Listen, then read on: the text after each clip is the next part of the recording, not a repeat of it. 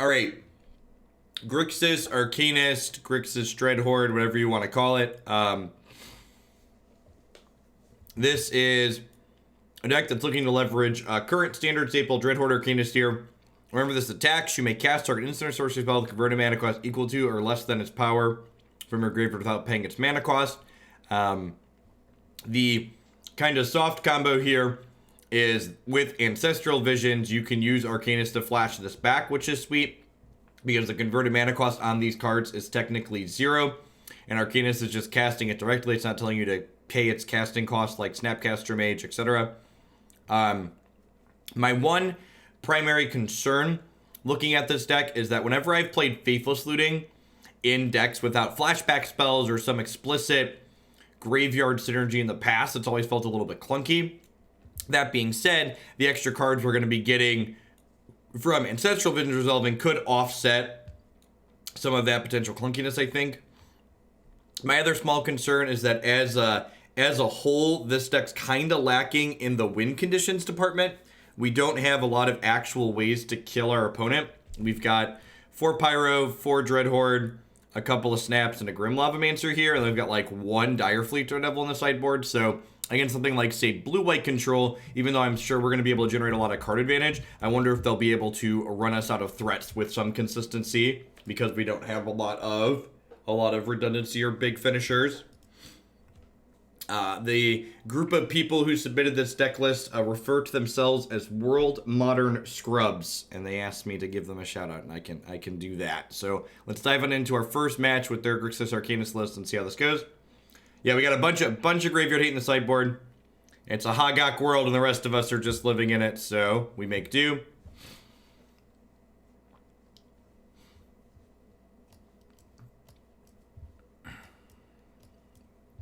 Listen, I heard from a very reliable source that Magic is a top 10 esports brand, so I'm sure this is just a feature and not a bug.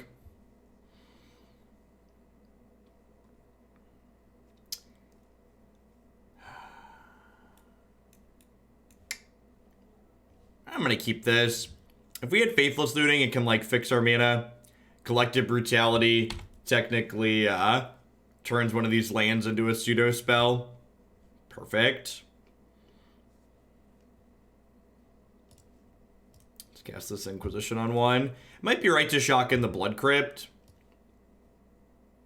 Ooh, yikes. We do not have a lot of ways to deal with things that cost 5. We've got 2 copies of...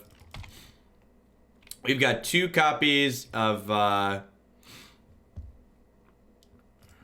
to put this into play and hope to draw a Thoughtseize. That is not the Thoughtseize I wanted for Christmas. We'll ditch Bloodstained Mire, and honestly, probably... I guess it's probably a land, but the Collective Brutality is likely not going to do a whole lot either.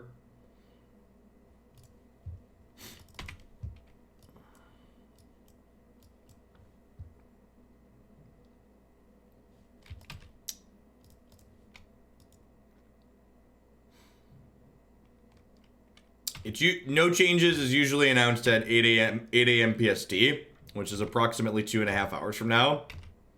Hey, Alp, thanks for the 10 months. I appreciate that. Welcome back. Thanks for keeping me around. Well, I get to Fatal Push the Forest, at least. We've got that going for us. Neither of those are...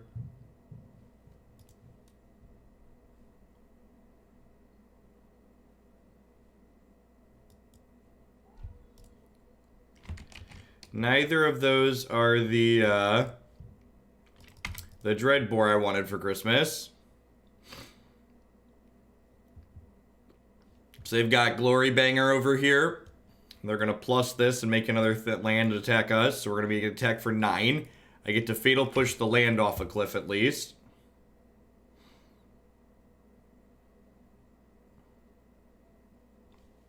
My Twitch is still in dark mode.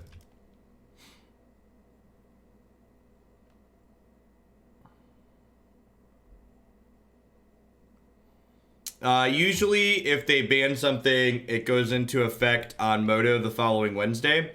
So if they announced a ban today, it would take effect in 2 days. Wow, they didn't play Glorybanger. That's really good for us because it gives us another shot to draw Thoughtseize to kill it next turn.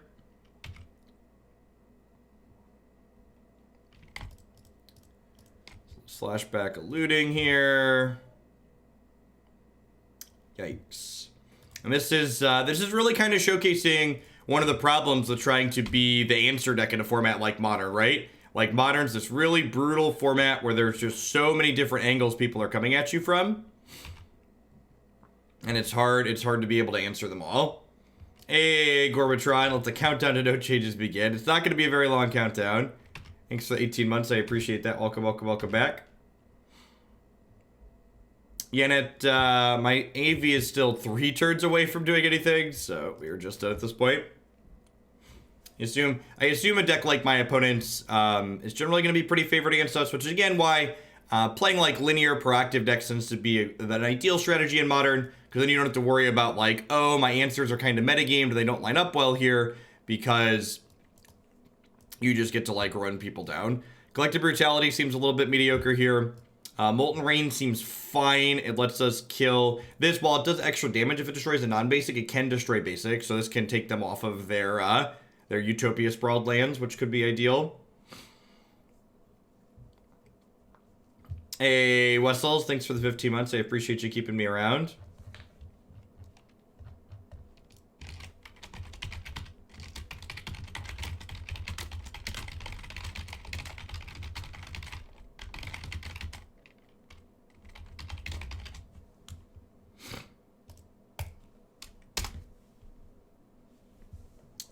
Let's make a command, shall we?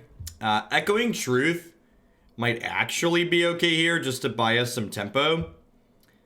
I'm gonna cut these Fatal Pushes. While they do have mana creatures, I'm leaving in Bolts and Forked Bolt for that. And these don't kill their... I guess they kill the Nissa lands. Maybe I should keep them because they kill the Nissa lands.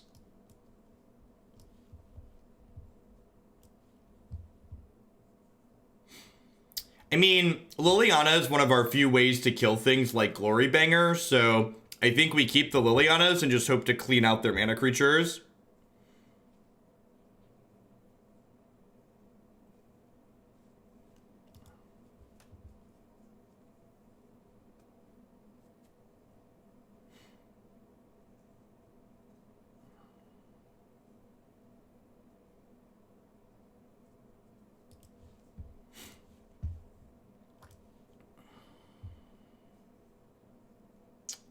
This hand unfortunately does not have a second land, and it lacks any cantrips or Faithless Lootings to try and find one, so need to be conservative in mulligan here. Oh right, we get to London mulligan on Magic Online again too. That's great.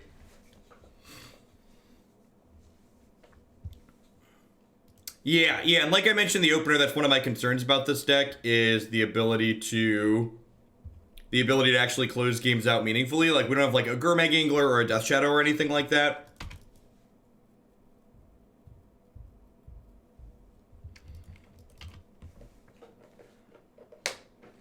Eldrazi Tron's been putting up good numbers since Hagak took over. One of the things that's important to remember is that like when a deck like Hagak pops up, it's able to push other decks out of the format. And if you look at like Hagak and Phoenix, both of those decks are pretty bad against the card Chalice of the Void, which is what Eldrazi Tron's rate of strength is, like being able to play that card.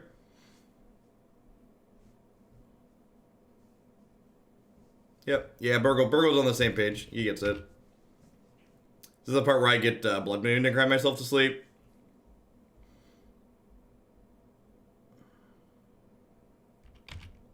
Just a Spellbreaker, sure. How's New Standard? We don't really know yet, Admiral. So like we're still in the honeymoon phase of the current Standard format, right? Like where everybody's like trying to figure out exactly what's going on. I'm gonna ditch these. We'll take another hit from this next turn.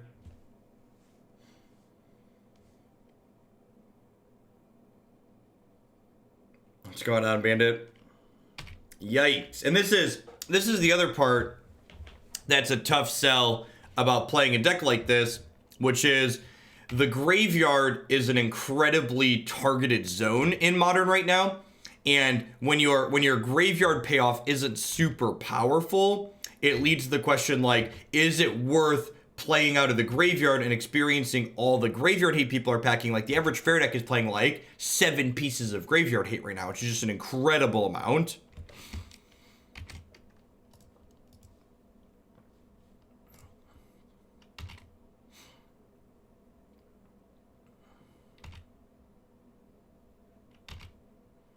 With Ransack the Lab. I don't know what Ransack the Lab does.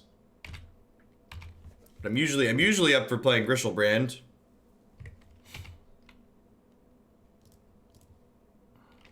Alright.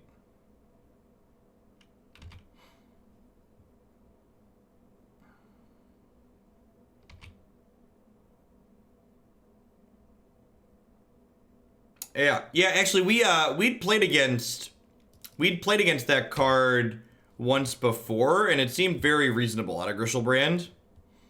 I'm Fatal Push one of these so I don't lose both my dorks. Make another token. They're down to 12. I assume they're going to trade here. Force of Rage. That's a card. They're down to 10. We've got 5 power in play. Yeah, me too, Burgle.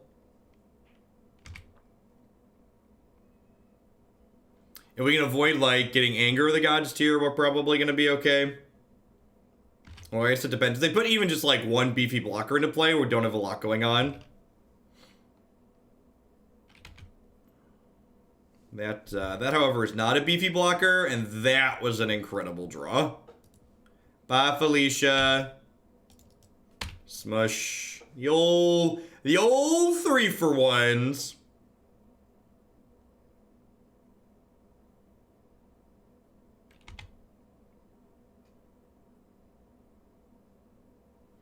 Loaming Shaman. Yeah. That's another graveyard hate card. Wait, they shuffled their own cards back in? Sure. Alright. We're gonna get to do the thing. I guess. So I can, like, flashback AV and, like, hope to draw a bolt to kill this so it doesn't eat my Dreadhorde Arcanist, but I think I'd rather just get the Pyromancer into play and get the token from casting the AV.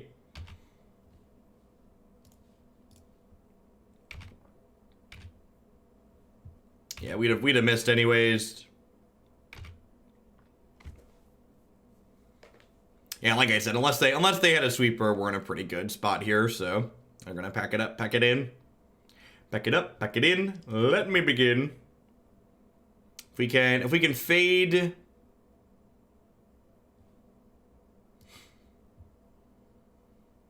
I have registered Loaming Shaman Burgle. Listen, the Remorseful Cleric isn't a card that's always existed, so.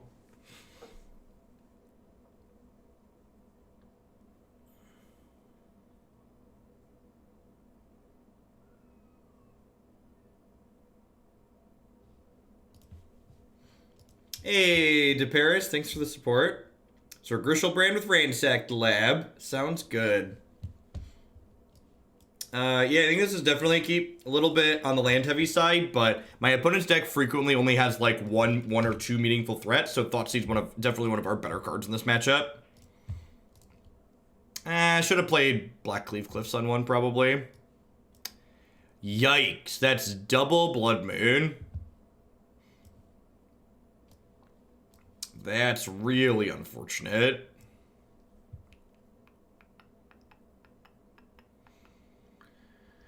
Do I just... I think I just take Kiora. Like, yeah, so, like, my odds of hitting another discard spell next turn are, like, incredibly low. What's the math on it? There's only 4 more discard spells in my deck. So I've got 52 cards in my deck. There's 4 discard spells. I get to see 3 cards next turn. So I'm 22% to find another discard spell after casting Faithless Looting next turn. That does not seem high enough.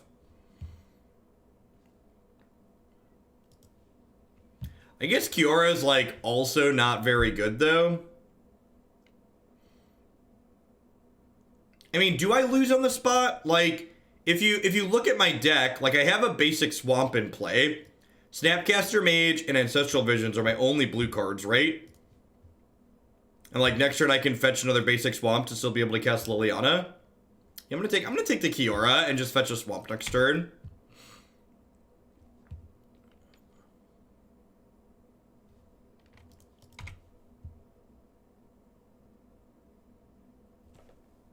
Yeah, I'm still just gonna fetch a swamp because even if I play this, they have Lightning Bolt. So I think that's fine. Hey, Green Sky, thanks for the 15 months. I appreciate that. Welcome back. Thanks for keeping me around. So, like, Kiora is a way for them to get to their actual threat sooner. So I think it's important that I take that away. That's like the way they actually kill me.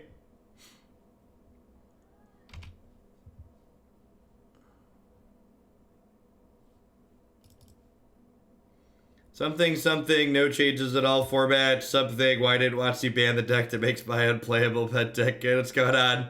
Welcome back. Welcome to the Hogok Summer. It's hot, and it's the Hogok Summer. Hey, Full Metal, thanks for the support. Whoop. Let's get some more Modern Elves back in the queue. 10 out of 10. Let's do it. Immediately drew an uncastable blue card, but that's fine. Let's go ahead and drop this Dreadhorde into play. Make them pull the trigger on Bolt next turn.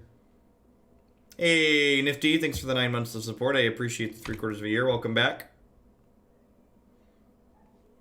Inquisition of Kozilek. Kind of punished for not I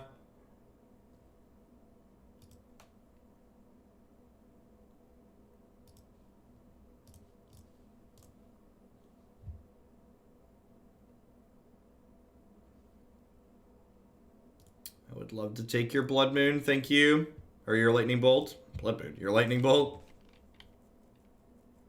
I don't really have anything else I want to discard right now. And like I mentioned earlier, I don't like... So we're going to be waiting on this until I have like some more miscellaneous lands to get rid of, I think. Terminate. I think I just pass here. Terminate's pretty reasonable overall. It's making red or green. It's making green, so they do have double green. I think we pass and then like K-Command, pick up Dreadhorde, make them discard. Because I don't just want to deploy Liliana because they have Force of Rage here. Alright, sweet. Just a banger. Yeah, I think I still actually, since they did that, I'm going to pick this up, shock this, and then this lets my Lightning Bolt kill this, and it lets me hold the Terminate for their next threat, which is nice. Sweet. Yeah, we might be getting ourselves set up here to be in a pretty decent spot.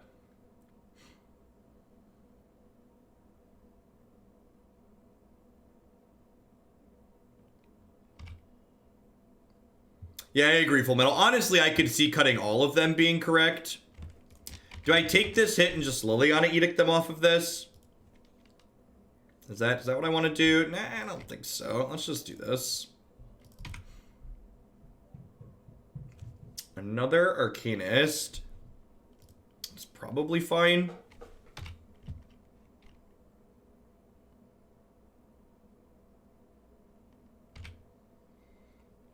So I'm gonna attack with this and target Inquisition, which should force them to play their Force of Rage to trade with this. I think that's fine. I'm getting a 2-for-1 with this, basically, right? Not necessarily, and I don't really want to lose cards in my hand at the moment. Although I guess it's not that dissimilar from having. I guess if I plus Liliana and discard Arcanist, it's not that dissimilar to attacking and trading here. So maybe that's the better line. It ends up with me having a Liliana in play. I'm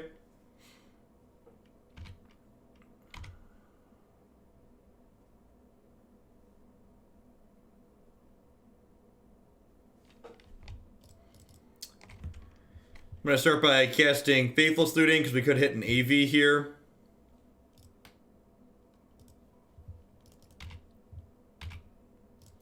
like we're in a pretty good spot here. I'm gonna go ahead and bolt this bird just in case they have 6 drops in their deck. Sometimes these decks go really big. I mean, like, so people that are talking about, like, it being a good place to stick Lily, I don't really have cards in my hand that I want to be discarding. So I feel like you're overvaluing this Liliana. Because, like, I'm not going to take the Liliana up to ultimate with the context of my hand right now.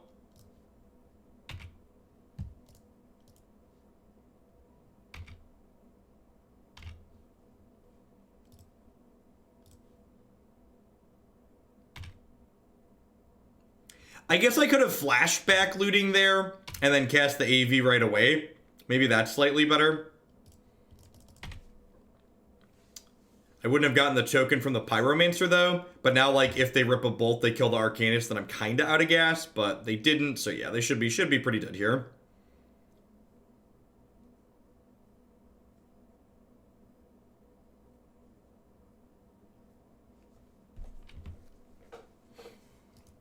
Yeah, and the opponent's deck, like, we talk about, like, ramp deck problems a lot in Standard, and, like, the opponent's deck is just, like, that idea translated very directly to Modern. Their deck has a lot of acceleration in it, and if they don't draw the exact right mix of acceleration and threats, their deck's just not going to do a whole lot, right? Like, we picked apart their couple of meaningful cards, and then their deck just didn't do anything.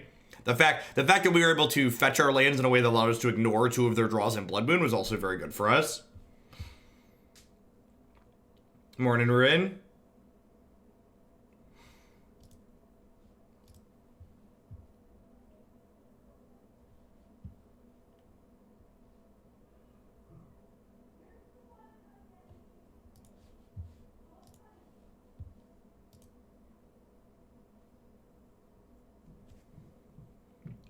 Yeah, so last week we did pretty much all Standard. This week, I guess I should be talking about this today because there's a lot of people on Twitch that don't follow me on Twitter. So I tweeted out my schedule for the week. My schedule for the week is going to be a little bit hectic this week, especially because I'm playing in the Twitch Rivals M20 Draft Tournament on Wednesday, and I'm playing in the Fandom Standard Tournament on Thursday. I think I just take the Winds of Abandon here. I just want to, like, pick my way through their threats, or through their removal. Did you get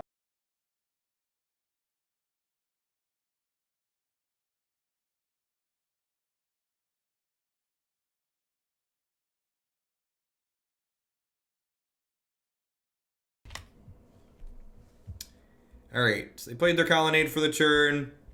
I think I'm just going to go ahead and Collective Brutality here.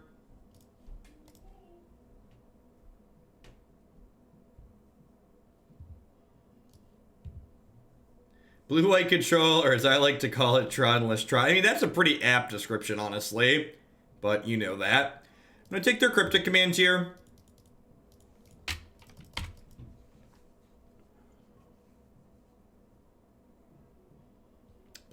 Blue-white control is Tronless Tron. Yeah, I like that description. It takes the blue-white control players who are all uppity about their deck being very pure and, like, pulls them back down to reality. That they're just like this clunky deck that thrives to beat up on the fair decks in Modern like Tron does. So I want to keep my basics in my deck here because they're a Path to Exile, Winds of Abandon, Field of Ruin deck. So I want as many of those as possible to search back up later.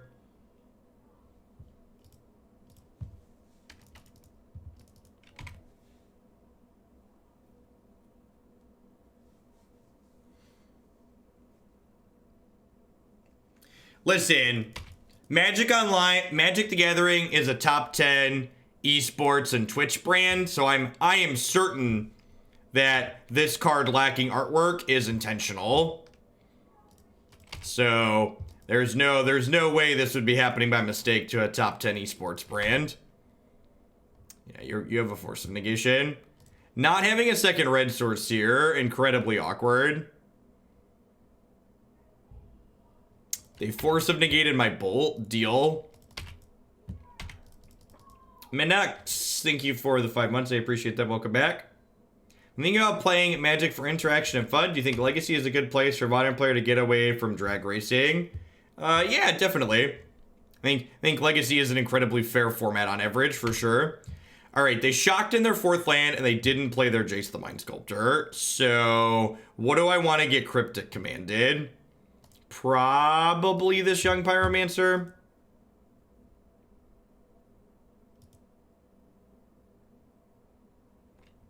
Yikes. Yeah, I think this game's probably over, right? They're gonna, like, have a Jace that just, like, sits here and Jace storms, and we're not really coming back from this position.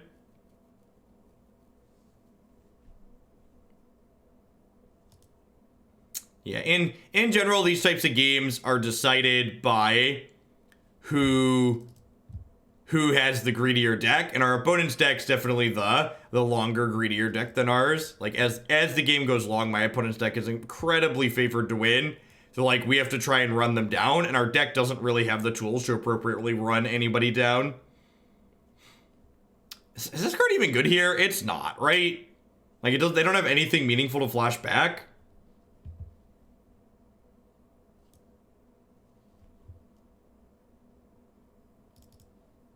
I think I want Grim Lavamancer just because it's a creature.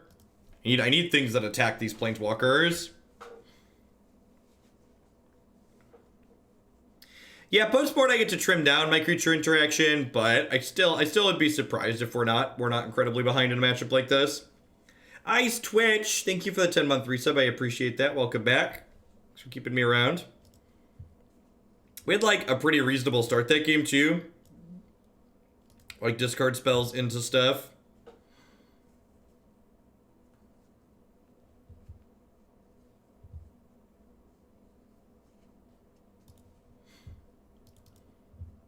Yeah, the big both Faithless Looting and Ancestral Visions are bad against Teferi and Narset. I guess Faithless Looting's not strictly bad against Teferi, but it's bad against Narset. All right, that's a blue-white control hand if I ever saw one. That's a blue-white control hand.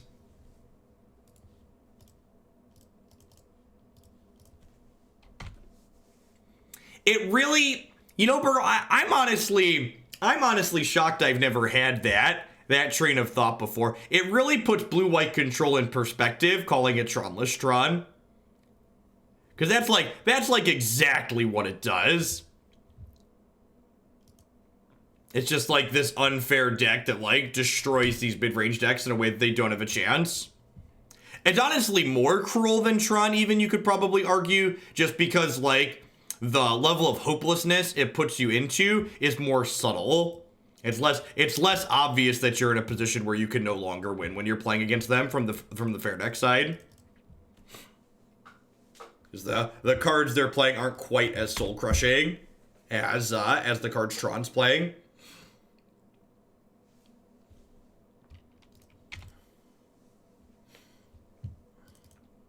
Yeah, this deck definitely has some parallels to Death Shadow. I feel like this deck has parallels to both Death Shadow and Marduk Pyromancer. Like it's doing similar things to both of those style of strategies.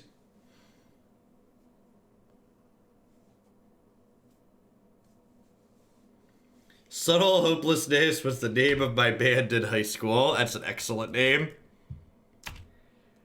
All right, we're just going to be activating this Grim Lavamancer to shock them a few times. So we get to attack here. Inquisition here is going to get Dovin's vetoed. And then we'll Collective Brutality them, hopefully, and snake a Cryptic Command post-combat.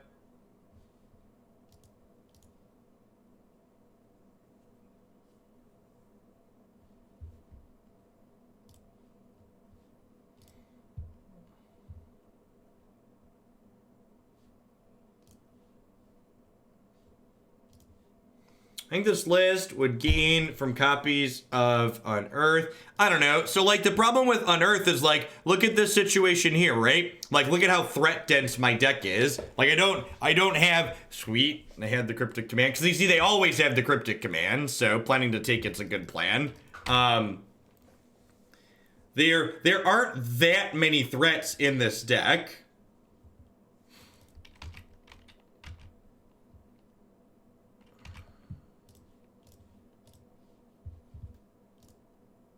Oh, we have a command for the ban list update today. We always have commands.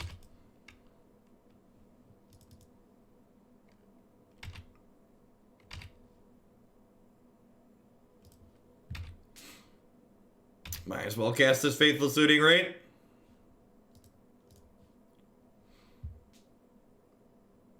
It's another Molten Rain, I guess. Is it even? Yeah, I guess I'm gonna bin these.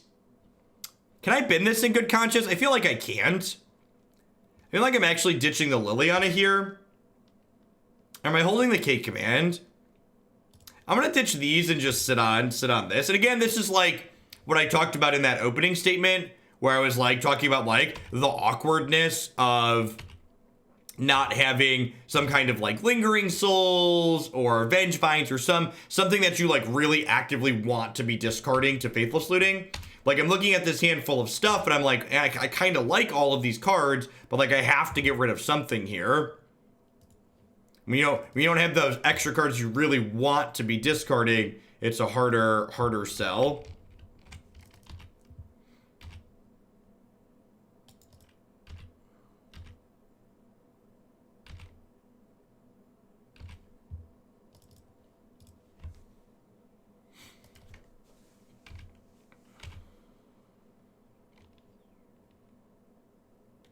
So we're hoping to fade a Supreme Verdict at this point. Path to Exiles, whatever. Snapcaster Mages, whatever.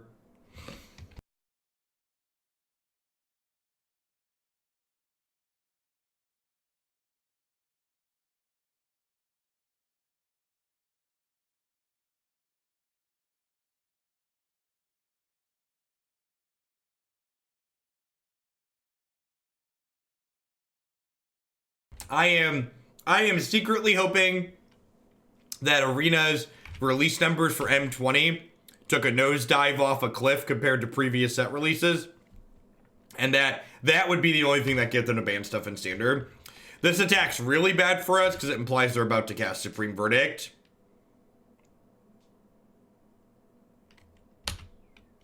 Or Wrath of God.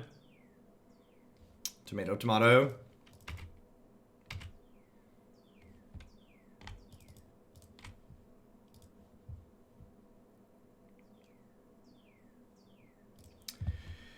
Which of these do I even want back? I think it's Dreadhorde Arcanist, because if I draw into a AV with this, I can get that going.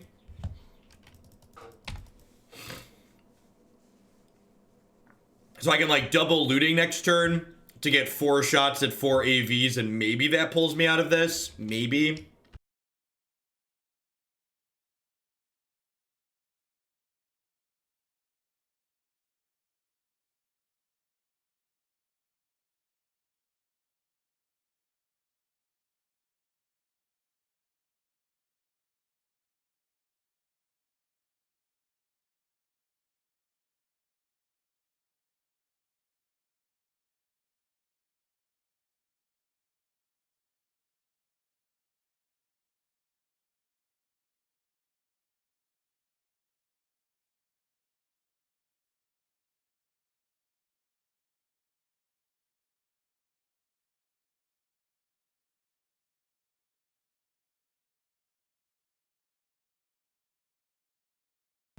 And like, I can't even attack here, right? It's like they have a 4/4. Maybe I'm not even supposed to play the second one out. The Link Between. Thank you for the 12-month resub. I appreciate that. Welcome back. Thanks for keeping me around. Let's get you a sword to go with that shield.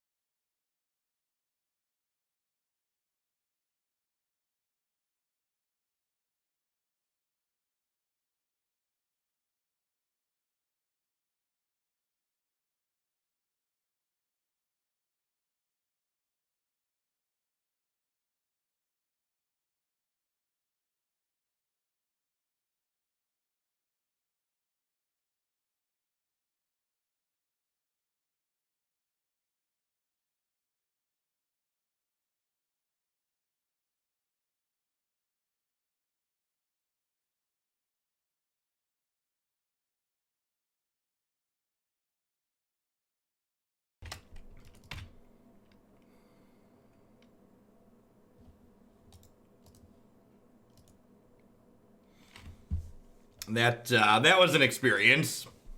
That was an experience. Yep. That went about how I expected it to go. I feel like that match really got to highlight the two issues I said I was worried about in the deck opener, which was that one, we had Faithless Looting without a way to properly leverage advantage from our graveyard, making the Faithless Looting effectively card disadvantage. And two, our opponent was able to effectively run us out of threats there because we didn't have good ways to close the game out.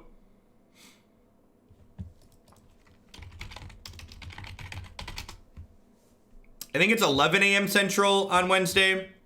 As always, you can find my schedule on my website. They had two colonnades.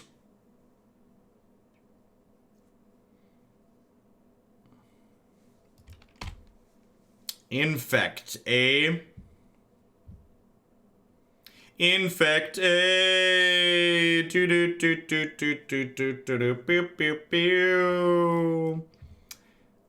Yeah, we should be good against Infect. All right, how do I want to sequence by removal here? Do I want to Fatal Push on 1 so that way I can Inquisition plus Bolt on 2? So like my one black source is my bit of hesitation here. So if I Bolt on 1, I can't push and Inquisition on 2 the way my lands are currently.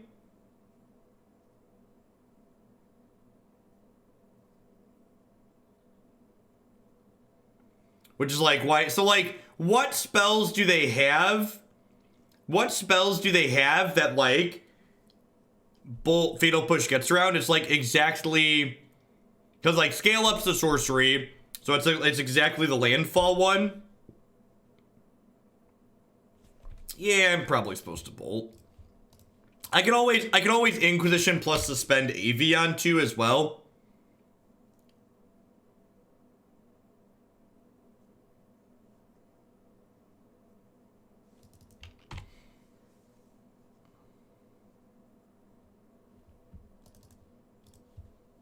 Look at that. We got options. Mutagenic Growth does not blank bolt. Mutagenic Growth is +2/+2.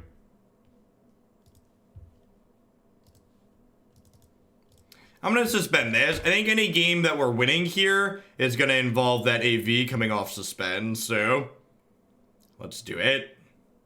Let's do it and do it and do it and do it again.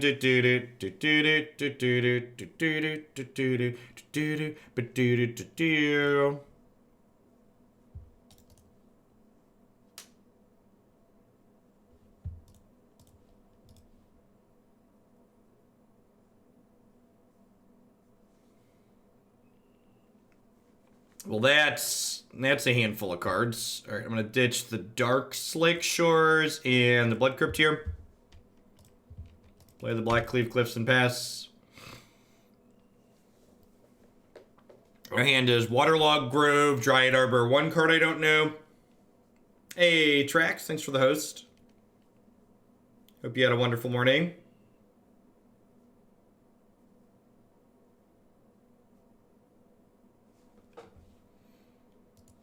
There's the Grove that we knew about.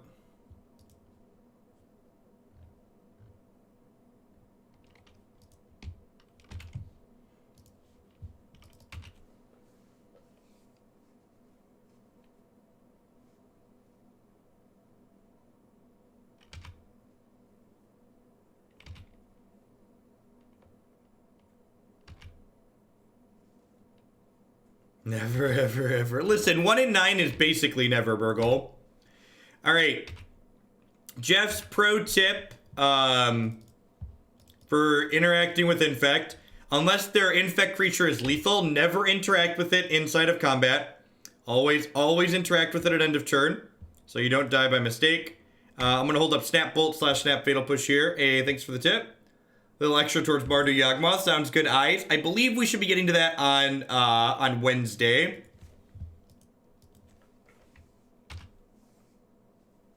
How do we donate for a Pauper deck? Same as always. Go ahead and put them through the form on the site. I think the form on the site might not have a Pauper option in the drop down. But If it doesn't, you can always you can just select Legacy and just note in the comment that it's Pauper. I'm not 100% sure if we're gonna stick to Pauper long term. So feel free to just list it as Legacy there. All right, if they have one of their many protection spells, we are dead here. But again, I have to fight this one inside of combat because this is gonna be lethal. It's gonna be 5 + 6.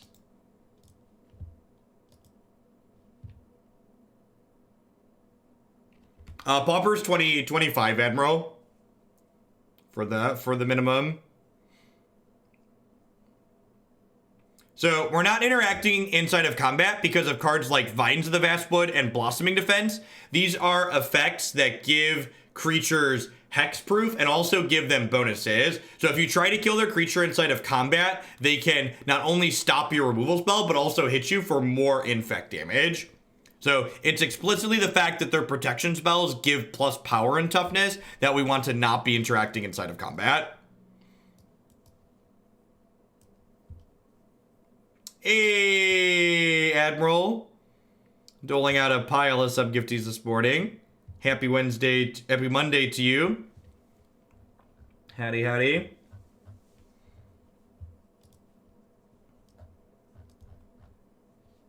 That is more than enough to add whatever you'd like.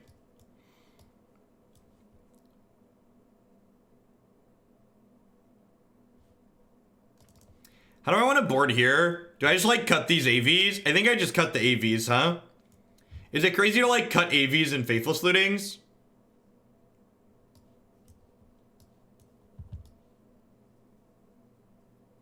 $4X Dealer's Choice Pauper, please. So, I don't... Okay, let's call it that. I'm not 100% sure if Pauper is going to be something we do on the regular, so I don't know that I want to take 4 more, because I already have 2 in there. If we do the first few, and they do okay, that'll be fine. Otherwise, I might ask you to change some of those. My plan is to do... three or four Pauper decks and see how they resonate with the community, what the numbers are like for Twitch, what the numbers are like on YouTube. The idea is either don't play them and wait, or else get greedy and drop them, and they go for the kill, and then you pop the creature in response. Yeah. Sounds good. Sounds good, Admiral. Yes, hand's great. Our last hand was also good too, though, and we just died, so, you know. Tortured, Existence, and Reality Asset. I've heard of those decks before. Yeah, they're unifying the Pauper rules, and I might be getting more official support for it. So we're gonna give it another try here on Twitch. It's been a little bit unpopular in the past, but always willing to revisit when things dictate revisiting. It's a really good hand. I'm gonna take the Blighted Agent here, I think, because I have plenty of blockers for this other thing.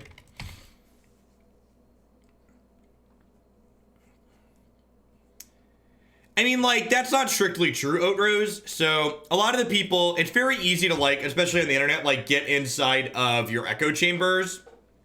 And, like, we've played Pauper in the past, and it's been, like, a stunning failure in terms of, like, how much people are interested in seeing it played. So, I am willing to give it another chance and see if that's changed, but the last time we tried it within the last 6 months or so, it was not particularly successful.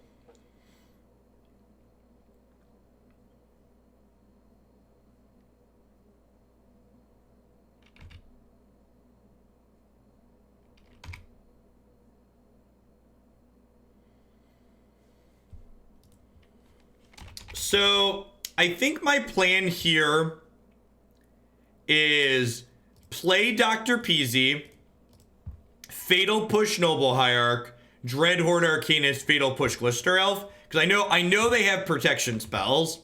So if they want to burn protection spells here, they'd have to burn 2 to save both their things.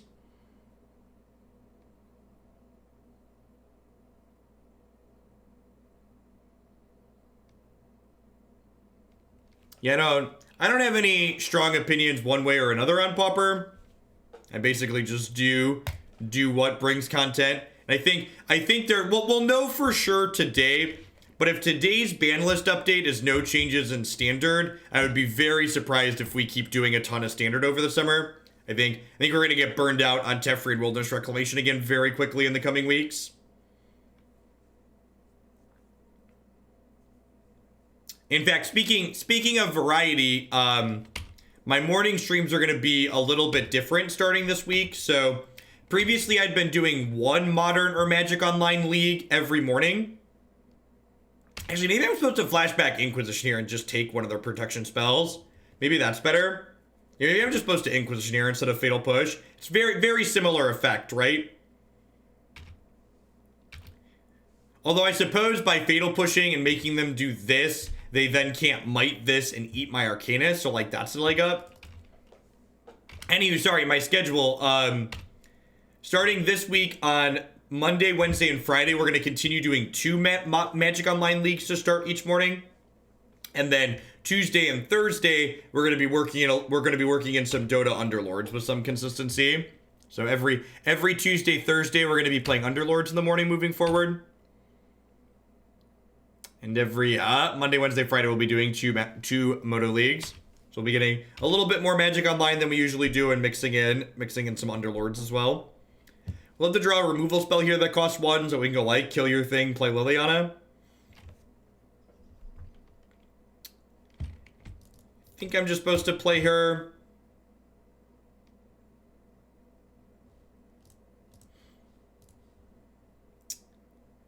You could maybe make the argument that I'm supposed to plus here.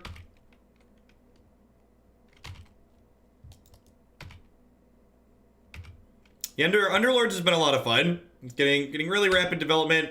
I've been meaning, like I said, I've been meaning to diversify outside of just Magic stuff for a while now. This is definitely a good excuse to do so. I've been enjoying that game a lot.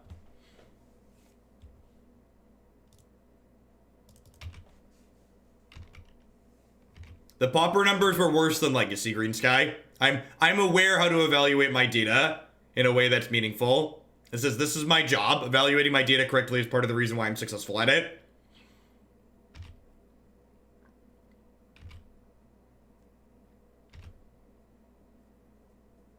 You know, not only is Underlords fun, but it's really easy for people to get into because it's actually free. It's not just like free in the sense that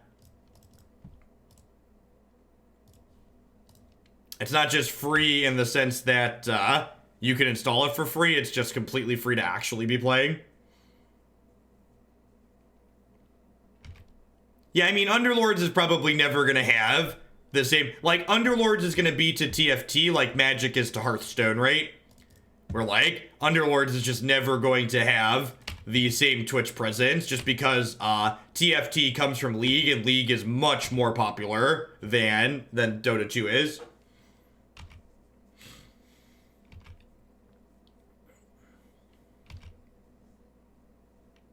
Why didn't I discard to Drain? Because I wasn't thinking about it.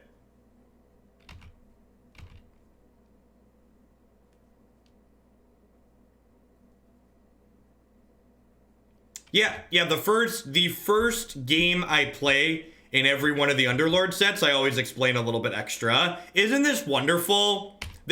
Nothing embodies the full Modern experience like this game here. Just like, matchup's probably okay for us. We're a little bit ahead, they rip and kill you. And like, honestly, again, that's why playing something proactive like Infect is ideal in Modern. Even in matchups like this, where we're generally have good tools for this matchup, the Infect deck can just kill you.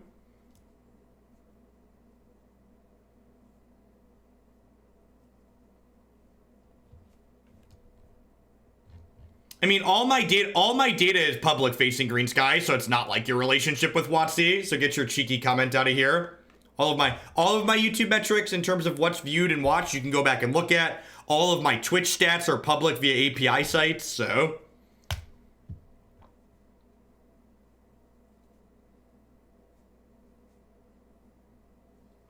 So the way Signal Pest and Dreadhorde Arcanist work, it doesn't do what you're suggesting it does. So Signal Pest does not allow Dreadhorde Arcanist to flashback to cost things. That's not, unfortunately, how Magic works. This has to have 2 power when its trigger goes on the stack. Sure, like you can say you don't care to look at it, but don't compare it to Wizards of the Coast, where Wizards of the Coast doesn't provide the data publicly. Again, listen to the words that come out of my mouth. Don't just like take them to mean whatever you want. That's the worst. That's my least favorite part about interacting with humans, is people will be like, Jeff, I'm upset with you because you implied X. And it's like, well, I didn't actually say that. So like, maybe you should listen to the words I actually said instead of getting upset with me because you feel like I implied something I didn't actually say. And like at the end of the day, people that are looking to get upset about things are always going to find something to be upset about, right? Because like, if you're someone who's looking to be pissed off, you're always going to be able to like find hidden meaning that's not really there to be pissed off about. Opponent's playing Burn, so very sad that I just discarded a swamp there. I think I'm going to go ahead and grab a mountain here and play Pyromancer. Probably going to try and block this if I get the option to.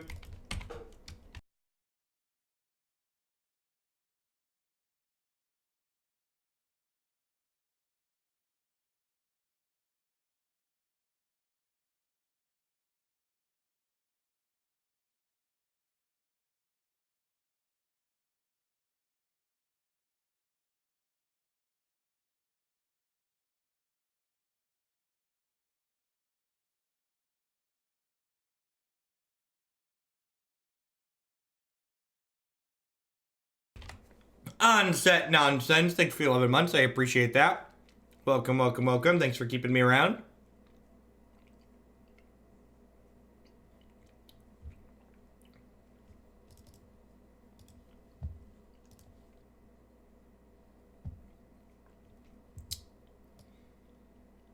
Huh?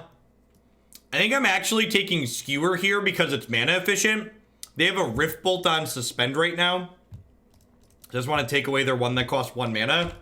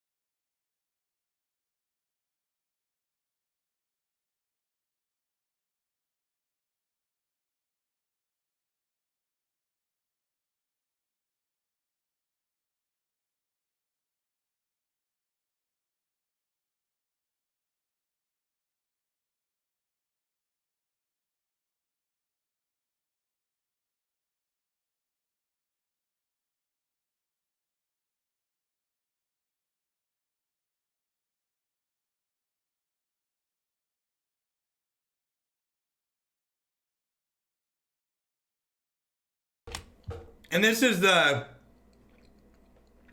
like really highlights the no clock issue we talked about earlier with this deck, which is that like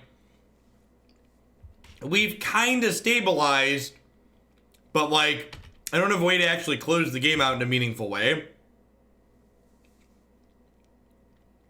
Modern decks are a $25 minimum for subs, Tony. Little bit of an upcharge because it cost me $10 to play a modern deck. Scale of 1 to dead, what are we working with here?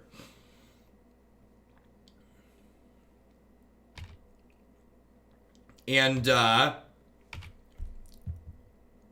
think there's currently like 8 Moto decks in the queue, and we're doing a minimum of 6 a week, so we're about a week and a half out for playtime right now. If you donated something, see it come up in about a week and a half. Yep.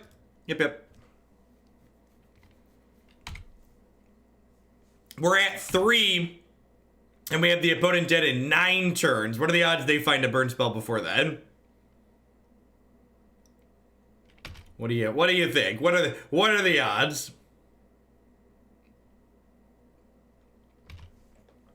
That's another one that's not very good against us. And again, just like, really wish I had like a Gurmag Gangler or just some kind of like actual huge threat to close the game out with. 50-50, I like your attitude. Eat, Teach, War, back from the land of YouTube to re-up. Well, I appreciate you dropping in to drop off that Twitch Prime. Thanks for keeping me around with that.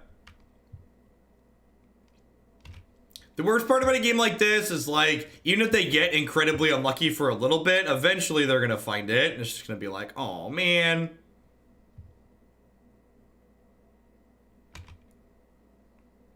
You can only win games with Knights. My advice for Underlords is very straightforward.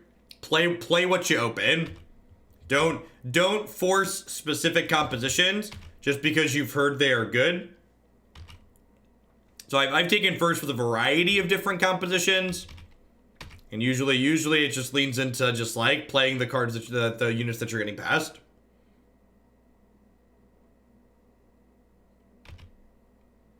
And we're dead.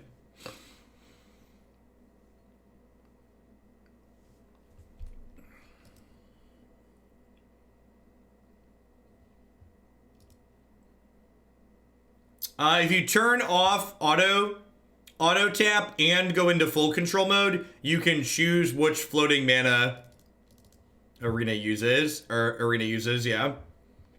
Alright, so we bring in a couple of brutalities here. You're gonna trim a couple of Thoughtseizes. Don't have a lot of extra. I guess Dire Fleet Daredevil's okay here. In general, don't have a ton of cards for this matchup though.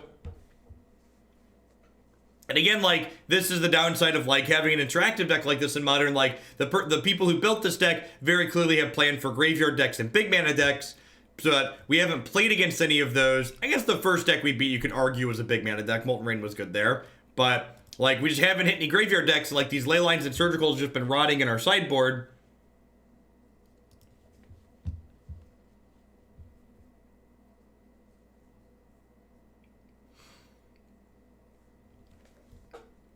Memorizing compositions. Why would you memorize? Memorizing compositions seems weird to me. I feel like that seems like a level of rigidness that you don't want. Especially because your compositions, you're never going to have them in the same order every game.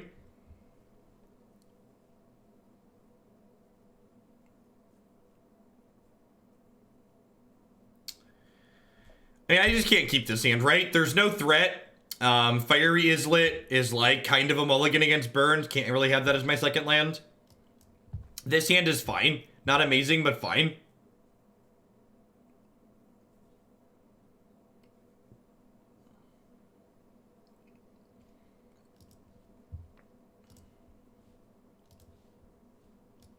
I'm going to shock in this Blood Crypt on Monks. I want to bolt their 1-mana creature. I want to bolt their 1-drop and then play Arcanist on 2. Red Rover, let Goblin Guide come over. If they're smart, they won't attack here. Thanks for the free trigger. I would like a land, please.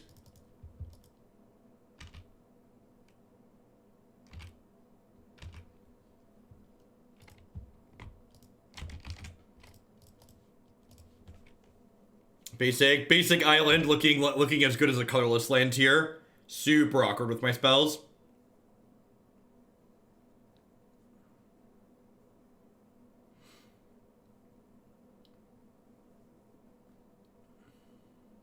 Scale of 1 to dead. Where's this Dreadhorde Arcanist at?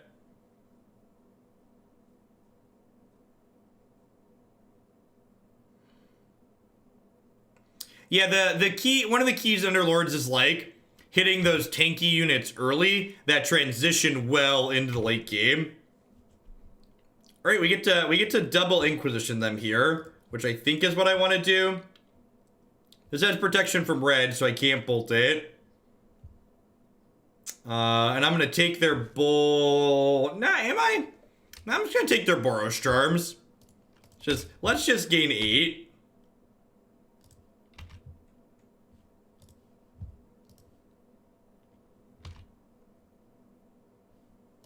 You think I want to take the bull? I mean, I have another Arcanist though, right? I guess Arcanist is like my lifeline here. Yeah, you're probably right. Aren't you always? If I loot into an Ancestral Visions, I like really want this thing.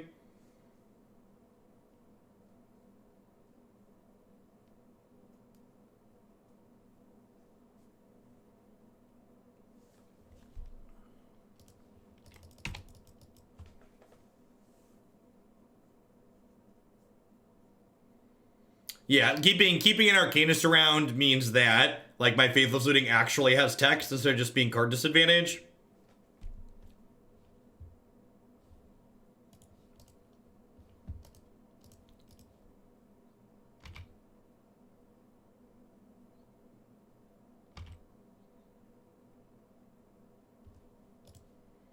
We did it, chat! We did it! Am I supposed to keep the Lily? Maybe I'm supposed to keep the Lily there and bin the Bolt. I was just excited to get to Ancestral Vision. I don't know how this burn deck's ever gonna overcome our incredible amount of value. How important are high cost units versus 2-star low cost units? It depends is the answer. So like a lot of 4 and 5 costs tend to be more powerful than your 2-star 1-cost units, but at the same time, if your 2-cost 1-star units are finishing out synergies for you, they can be more valuable in the long term. A lot like Magic, Underlords has held my attention because the answer to a lot of the questions aren't strictly yes/no answers. They're, well, it depends.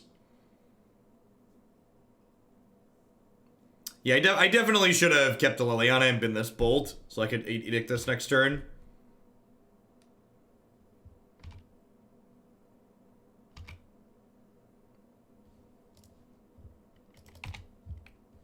We're down to 8. We're going to 6 from this.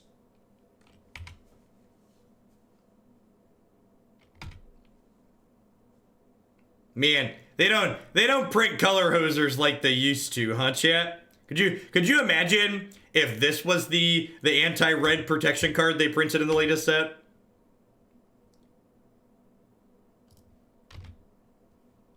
I've yet to beat the level 20 creep round. The dog and pony show on 15 gets me more often than the other ones. And again, I'm like close to stabilizing here, but like my opponent's at 22 and my deck just doesn't have a clock in it. So it's kind of like, well, I'm not dead on board anymore, but like my opponent's just gonna have infinite time to like draw out of their last couple, draw into their last couple of burn spells. So it's like don't have an efficient way to close the game.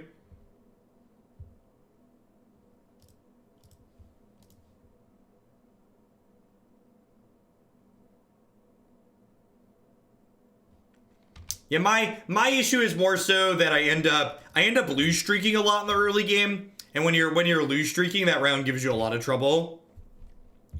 Because my squad's bad.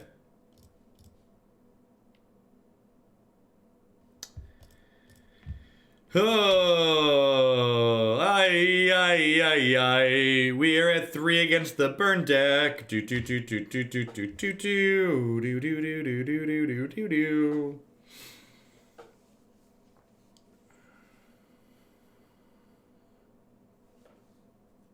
So, I'm gonna call it quits on this one. I feel like all of the issues I kind of talked about, I was expecting this to have in the opener, it kind of had, and I don't know that you can make meaningful changes to this deck to keep the core the same and make it competitive. I feel like this deck is like taking parts from Young Pyromancer and taking parts from Grixis Shadow, and it's kind of like mashed them up in a way that doesn't really work well together. I feel like it wants to be value-based like Young Pyromancer, but it's got some of these blue tools like Snapcaster Mage from Grixis Shadow, and like it doesn't kill people like Grixis Shadow kills people. I also think like having this graveyard axis in your deck in Modern right now is kind of bad if you're not playing one of the really busted graveyard decks. Because it's like utilize Season Pyromancer, That might not be a terrible idea. I honestly wouldn't be surprised if Seasoned Pyromancer would be better than Faithless Looting in this deck, just because, again, Faithless Looting is this card disadvantage spell and we're not utilizing our graveyard. But I honestly feel like at that point, we're going to get to this deck at some point soon. I feel like I'd rather just be playing Mardu Pyromancer with Seasoned Pyromancer in it. So, again, I feel like a lot of what that deck was trying to do just kind of felt like a worse version of, like, what this archetype does. Like, not playing a fair deck with Faithless Looting and not playing Lingering Souls seems like a pretty big miss to me.